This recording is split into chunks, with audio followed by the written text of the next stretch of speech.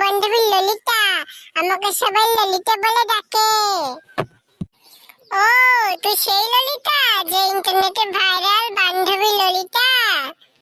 হ্যাঁ বন্ধু, তুই ঠিকই ধরেছিস। আমি সেই ললিতা যে আমাকে ইন্টারনেটে এখন প্রচুর পরিমাণে ভাইরাল।